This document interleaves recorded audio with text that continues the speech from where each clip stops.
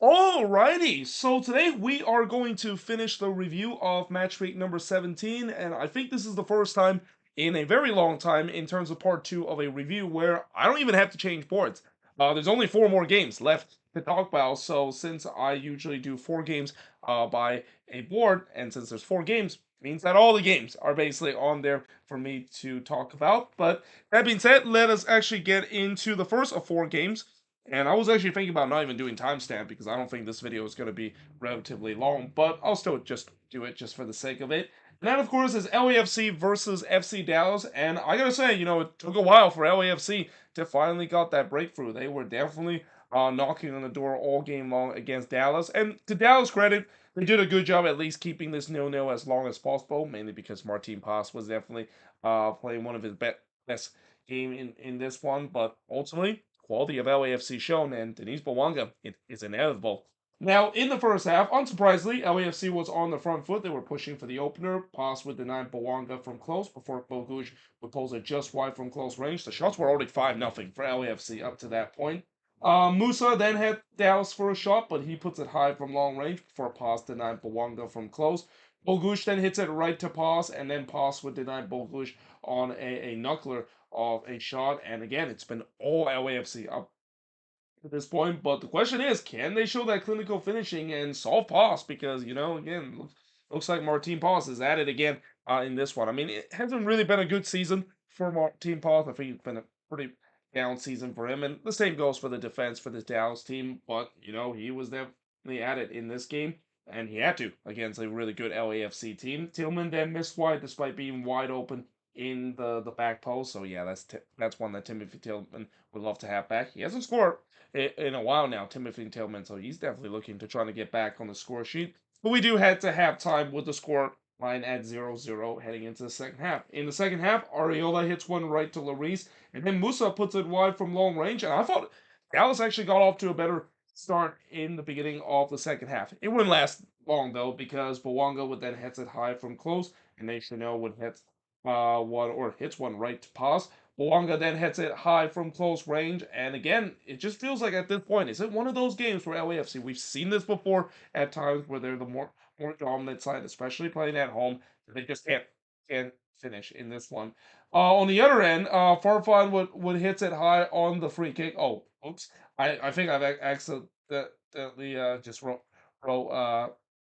this twice about talk about how LAFC not being clinical in terms of their finishing. But as soon as I wrote that in the 73rd minute, LAFC would take the lead. And again, it's inevitable. Denise Bawanga, he's eventually going to get on the score sheet, and he does hear from Bogusz and LA to give LAFC a 1-0 lead. That's been tough for a while. Dallas tried their best to hold on as long as possible. Bawanga looked for a second, but he hits it right to Paz before Chanel would hit one right to Paz. Musa then tried to do a cheat code here, and he was trying to hit this one from the halfway line. And to be fair, I mean this was actually a good hit there from Pedro Musa, and Lloris was scrambling back. I mean, he was scrambling back so much that he just tipped that one over the bar. So we could have had this week where we would have saw 2 goals that scored from the halfway line. And again, this is why I've said in the previous review, in part 1 of the review, as much as I know people have said the goal that Chicharito scored is absolutely crazy and considered to be goal of the year. I don't know. I think it's a little bit overblown. I think it's kind of a little overblown when you see these halfway line goal. I mean, I know it doesn't happen, but sometimes I feel like it's a little overblown to say, "Oh, that is definitely the goal of the year," because he scored from the halfway line, and you just ignore the fact that there's also other goals that is even more impressive than a halfway line goals that is being scored. With that being said, in the 85th minute, Mundo would just flash from wide from long range, and again, Dallas, they were showing some good fight. They could have easily just decided to lie down in this one. They were showing some good fight to try and tie this game up, and this is where LAFC got to be careful because 1-0 doesn't really mean that much, especially in these past couple of seasons where we've seen so many team blown leads late in the game because they're trying to hold on. Musa then heads it right to Lloris in the 89th minute, but yeah, in the end, LAFC does hold on to get the 1-0 win. The shots in this one, 17 shots for the 9 that Dallas had,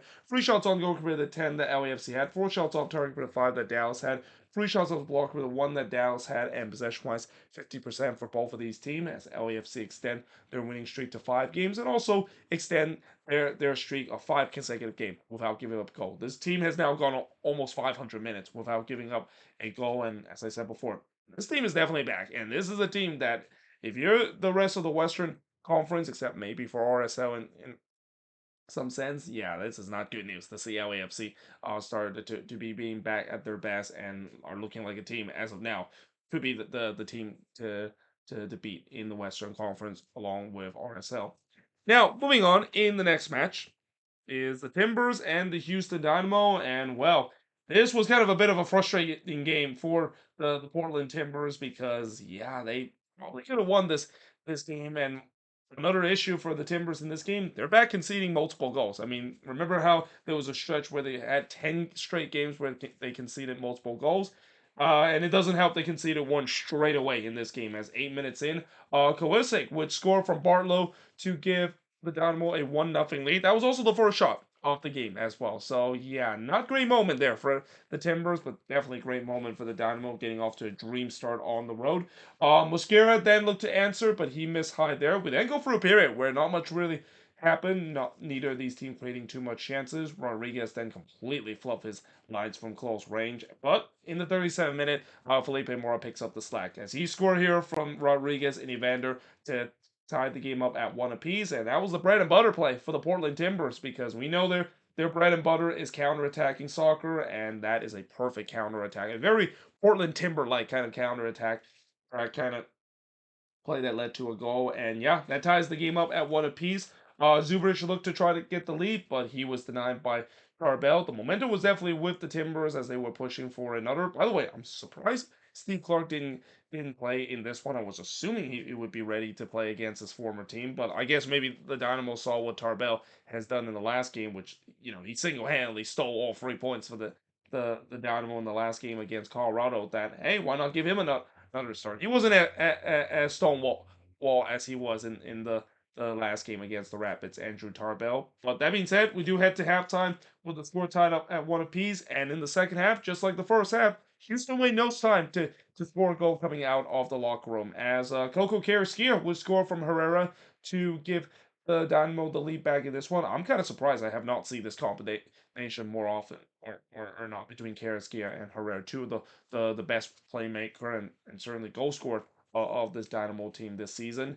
Evander did look to answer, but he missed wide there. And really like the first half, we once again go for a period where not much really happened. Really, the first 30 minutes of this first half pretty much is a carbon copy of what we saw in the first 30 minutes or so of the second half. Though that being said, in the 74th minute, Rodriguez would pulls it wide from the header for Aliud hits one right to Crepeau. But then in the 76th minute, the Timbers equalize again. It's Nathan Fugaza. He scored from Evander to tie the game up at 2 apiece, and that was a super sub moment there too from Nathan Fugaza because he just came onto the pitch and immediately paid Phil Neville dividends by scoring here and ties the game up at 2 apiece.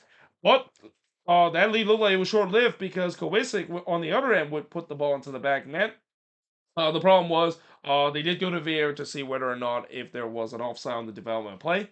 There was, so the goal, of course, was chopped off. And then on the other end, the post would deny Evander from long range. Before the post would deny Fulgaza, it actually fall right to Miller, and his shot was clear off the line there.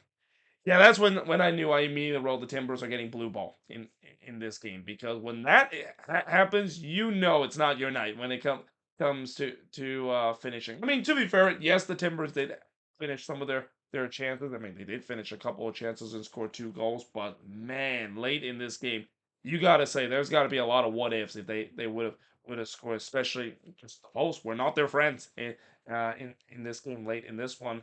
So that being said, again, the Timbers might have been blue ball in this game. Ayala did have the last chance for the Timbers, but he puts it over from long range. And yeah, in the end, the Timbers had to settle for a 2-2 draw in this one. Shots in this one, 14 shots compared to 7 that Houston had. 3 shots on goal compared to 4 that the Timbers had. 6 shots off target compared to 1 that the Dynamo has. Both teams had 3 shots out of the block, and possession-wise, 53% possession compared to the 47% possession that the Timbers has in this game. And like I said, I know the Timbers came back twice to get the equalizer, but they definitely will feel like this is still 2 points drop considering the chances that they had in this game. And really for the Dynamo, I mean, I guess they will be happy that they had the lead twice in this one, only for it to evaporate twice in this one in both half. But considering the fact that the Post kind of bailed them out not only once but twice late in this game, I mean, they must be kissing the Post of the reason why they got a point out of this game. But that being said, moving on in terms of the next match is Vancouver and the Colorado Rapids. So looks like the Whitecaps are starting to figure things out, at least in the last couple of games. I mean, they had a really rough stretch in the month of May and even near the end of April. But it seems like as the calendar turned to June, the Whitecaps are starting to figure things out. But for the Colorado Rapids, man, this team is just snake bitten right now. I mean, this is another game where it looked like the Rapids were the better team in this game, and yet the finishing are just not there whatsoever. Now, in the first half, the first shot of the game did see Mihajlovic miss a sitter from close range. I even wrote that shot basically sums up the Rapids' recent luck lately. I mean, it's just been incredible to see that the Rapids has been just so wasteful in terms of some of their chances, and also not to mention not getting any luck whatsoever. I mean, their XG must be through the roof in the last couple of games, and they must be clearly underperforming their XG by a lot, at least in the last couple of games. But in the 16th minute, Whitewood puts it wide from the volley. The celebration smoke actually went off as that one was gone wide off the volley, and that ball wasn't even close to being on target. So yeah, I don't know who was the person that was in charge of hitting the celebration smoke, but they definitely was asleep at the wheel there because that was again nowhere near in terms of being goal. I mean, I would understand if the celebration smoke might have gone on if it hits the post or maybe hits the sign ending that might fool everybody. But man, this one wasn't even close, and it was kind of weird to see the celebration smoke gone off, even though again this ball was nowhere near on target. The shots were also still only 2-1 for the Rapids 20 minutes in.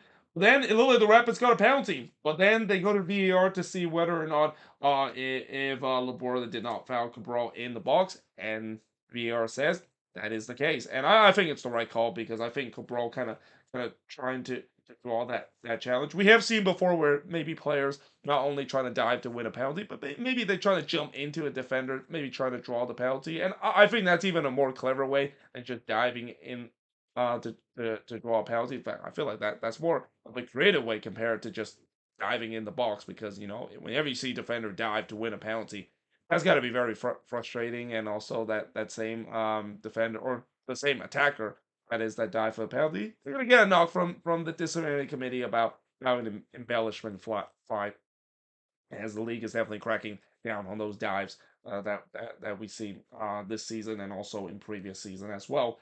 So that being said, in the 37th minute, Whitewood heads it right to Stefan. Speaking of a guy that hasn't had a lot of luck, Brian White, he's been kind of cooled off in the last couple of games, and again, it's not because of lack of trying; it's because he just haven't been able to be clinical in the last couple of games. Vite then chipped the ball to the top, or he actually hits the top of the post from the top of the arc. I don't know why I wrote chip there, but yeah, that was pretty close for the right for the Whitecaps to get the 1-0 lead. But there was no doubt that the Whitecaps were getting sustained pressure in the last couple of minutes. They were trying to push or a opening goal. I don't know why I wrote second in goal there.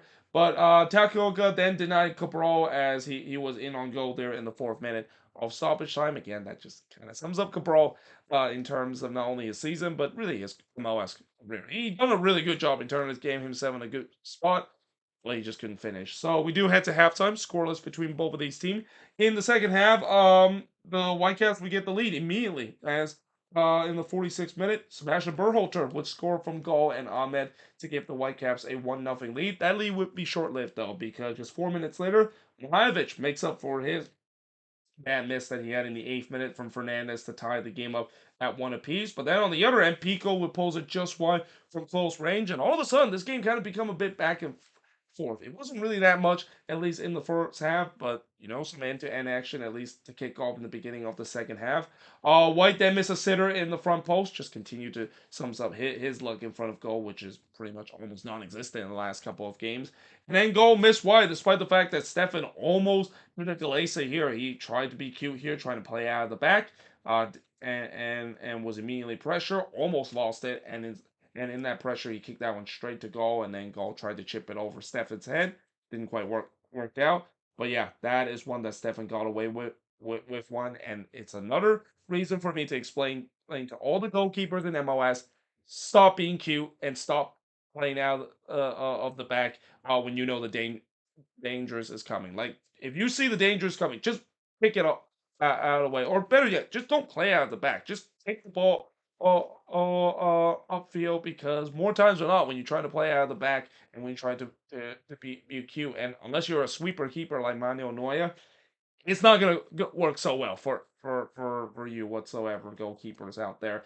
But that being said, Fernandez would puts it wide from long range before Loraz puts it wide from long range as well. Navarro then pulls it wide from long range. Again, the Rapids has the momentum as they were pressing for the lead. The post would then deny Fernandez in the 85th minute, but this looked like it was going to be an unlucky play from Takuoka, because we've seen before where when the ball hit the post, it hits the back of the goalkeeper and it bounces in, and that's like one of the most unluckiest goals to concede if you're a goalkeeper. But here, fortunate for Takuoka, as this one hits his back, looks like Bovelina just was able to clear that ball off the line there. And I also wrote that moment kind of sums up the Rapids' luck this season as well, because just as you thought their luck in front of goal can't get any worse, that happened. I mean that just no know that a team is just absolutely snake bitten this season in terms of scoring. But that being said, Bombito would heads one right to Takuoka, but then in the first minute of stoppage time, really completely against the run of play,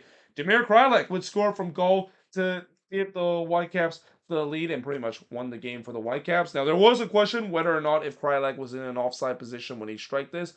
I think he wasn't. I think there was a couple of Rapids players that play him on, and as I said, it was completely against the run of play because the Rapids looked like they were the more likely one to get that second goal. But also, I thought this was one that could Zach Steffen probably done better. I mean, this was, I would say, not an easy save for Zach Steffen to make. With Krylak kind of staring down at him, but still, Stefan did the good work in terms of making himself as big as possible, as you should do as a goalkeeper when you're in a 1v1 situation. But this is also where I think, with the way that Kryla kind of hit it right to Stefan, yeah, goalkeepers usually when the ball hits right toward them, they're expected to save it, but it doesn't. It trickle under him, and yeah, that is one that maybe Stefan probably could have done better. I think he would say so too. I mean, it hasn't really been a good season so far for Zach Steffen. We have seen some mistakes that he's been making this season, and this is just another one to add to his collection.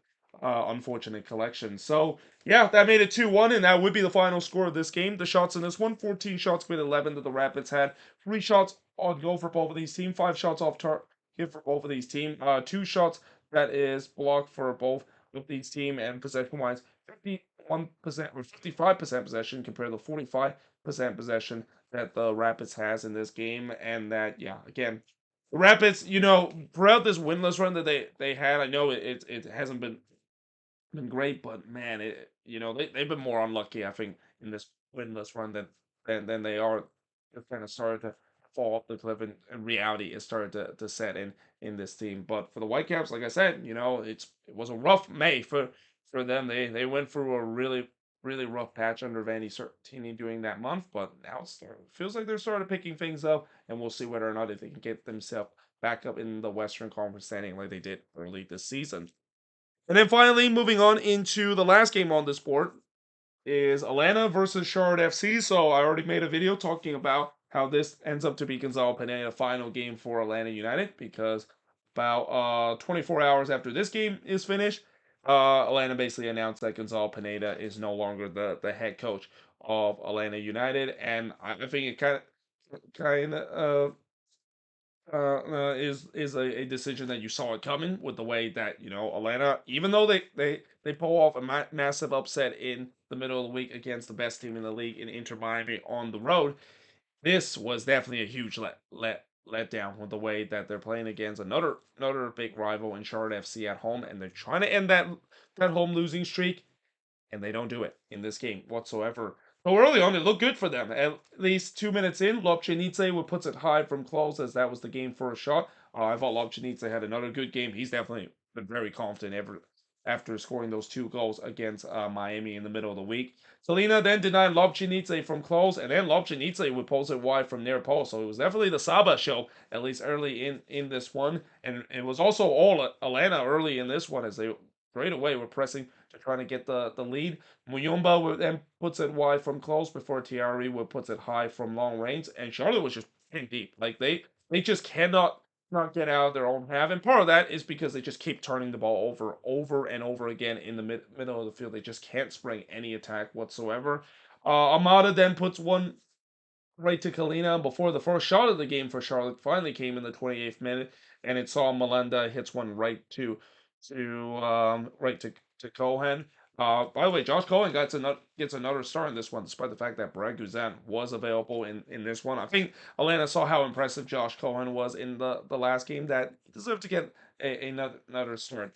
So that being said, in the 35th minute, Atlanta would strike as Thiago Amada. It feels like it's been a while since he has scored a goal, but he scored here to give Atlanta a 1-0 lead. And again, that's been coming with the way that Atlanta was putting wave after wave of pressure for against Charlotte. And you're thinking, well, looked like maybe Atlanta could have a very good game against their under southeastern team. Well, no, because just 5 minutes later, they immediately conceded that lead. As it's actually spotted as an own goal for Derek Williams. Now, this was a bit controversial because they did go to VAR to see whether or not if the ball crossed the line. I mean, Cohen made a great save here, but the question is, did he make that save when the ball was already crossed the line? And I gotta say, there was some angles that I saw that went in, and there were some that I said that that's not in. Remember, there's no goal line technology in MLS, so yeah, I mean, I can understand why Atlanta fans might be mad about that. Maybe there was an inconclusive evidence to overturn it. Remember, the original call was that